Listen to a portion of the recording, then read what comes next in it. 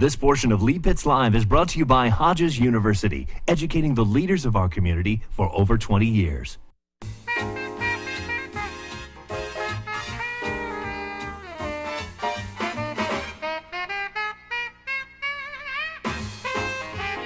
It's 2014, ladies and gentlemen, and Samira Beckwith has led for 30 years the Hope Hospice, and now known as Hope Healthcare Services here in Southwest Florida. She's done a fantastic job. She's grown from 100 people in the organization to 2,000, and she's helping a lot of families throughout the area with her services. So we're delighted to have here in the studio the president and CEO of Hope Healthcare Services to crack open the new year, Samira Beckwith. Welcome back to Lee Pitts Live. Thank you, Lee. Samira, when I started reeling out those types of numbers and those types of years, does it seem like it's been that long? And does it seem like all of that has happened in such well, 30 years is a nice period of time for a nonprofit to be around. I mean, I understand that. Go ahead. Well, it really is. And in some ways, it seems as though we just started yesterday. And in other ways, it seems as though we've been here forever. Amazing. Now, what have we seen, like you in your 30 years, in terms of what you do? What have you seen in terms of this major changes that people might be aware of in the healthcare industry? Well, healthcare has continued to change, and one of the positive changes that we've seen is that people want to be more involved in their health care. People want to be more involved in care for their loved ones. And, you know, we started as Hope Hospice, caring for people in the last chapter of their life, providing that special care primarily in people's homes. And at the same time, we've seen that people need help at times when they have an advancing illness or a serious illness. So there's even more need than ever. When I use the word 65 million, what does that bring to mind for you? 65 million? 65 million Americans are caring for loved ones now. Well, they are.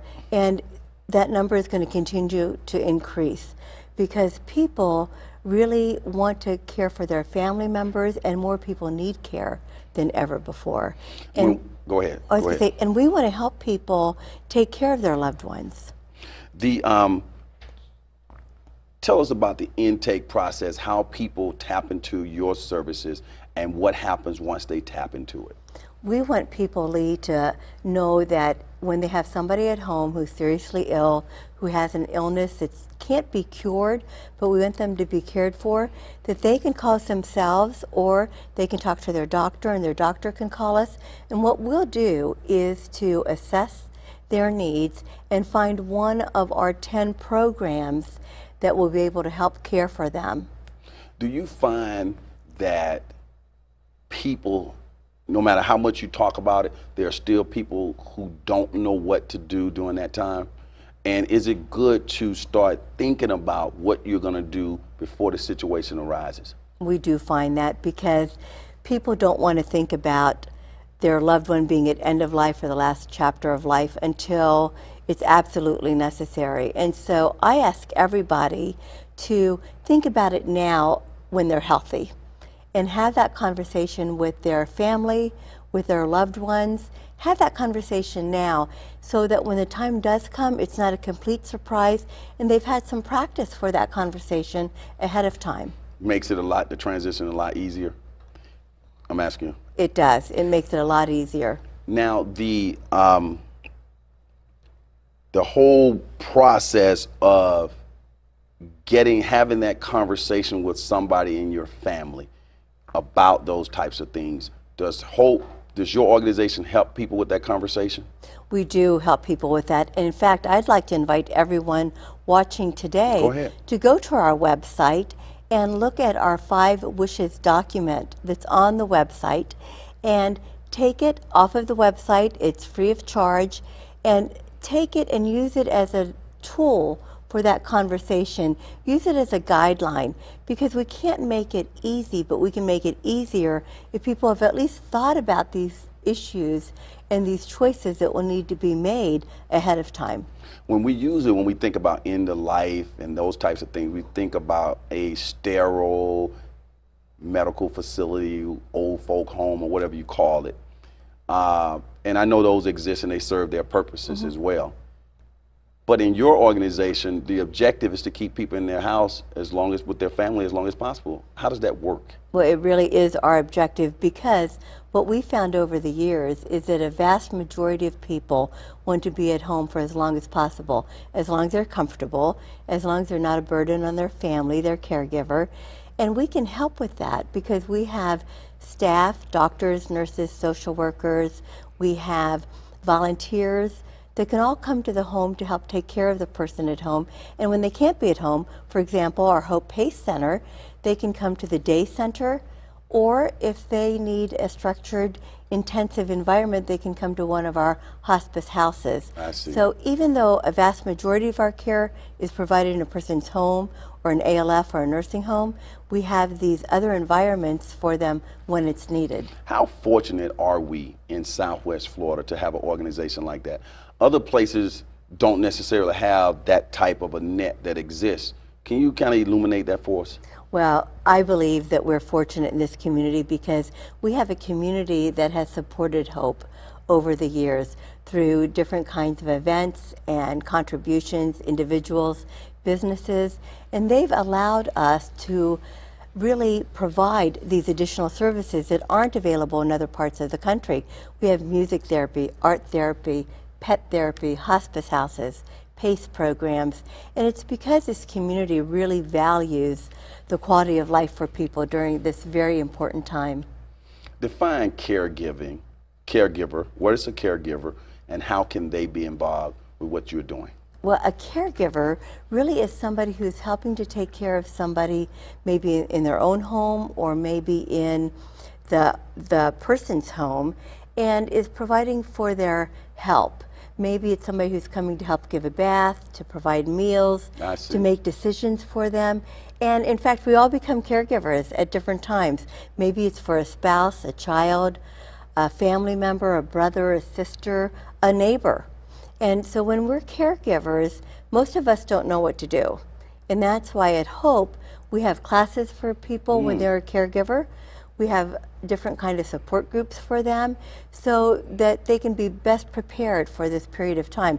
Nobody really knows how to do it. So you don't have to have you don't have to be a wealthy person or anything to be a caregiver. You just need to have that heart and want to help and have that kind of sensitivity around that. Yes. But is there a cost associated with being a caregiver? Do people need anything along that way?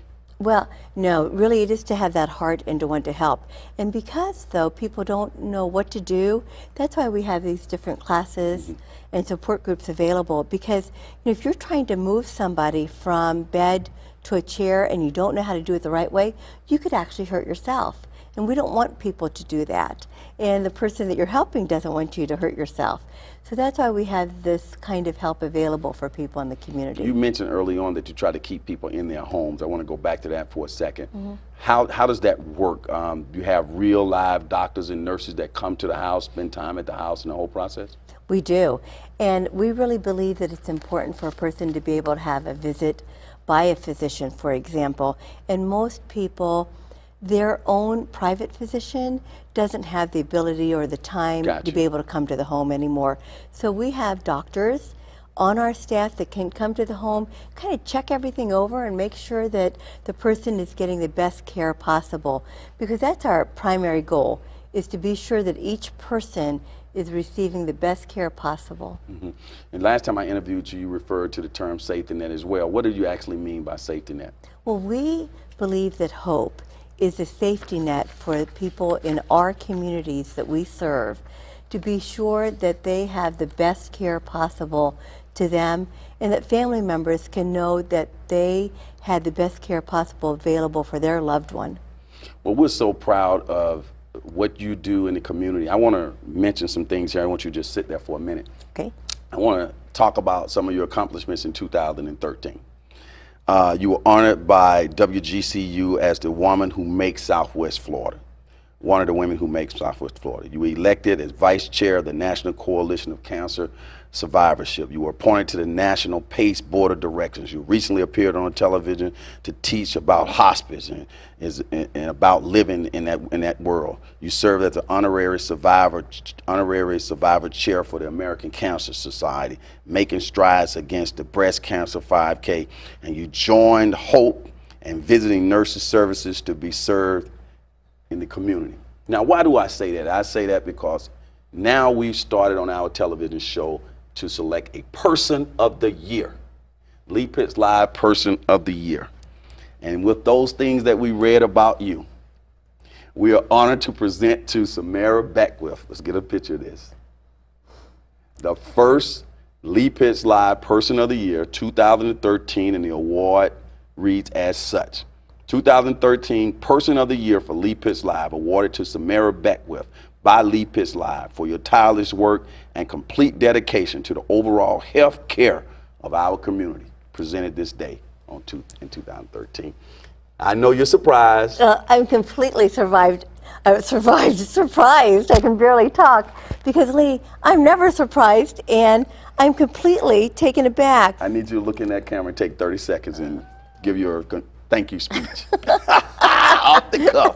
Well, I'm never surprised because I usually am in control, trying to organize everything. And Lee Pitts is one of the people that I admire in this community so much because of what he does for people in the community. So to honor me in this way is truly an honor. I'm humbled. And as you noticed, I'm almost speechless. So Lee, congratulations. Thank you so much. Okay. It really touches my heart, and I appreciate it.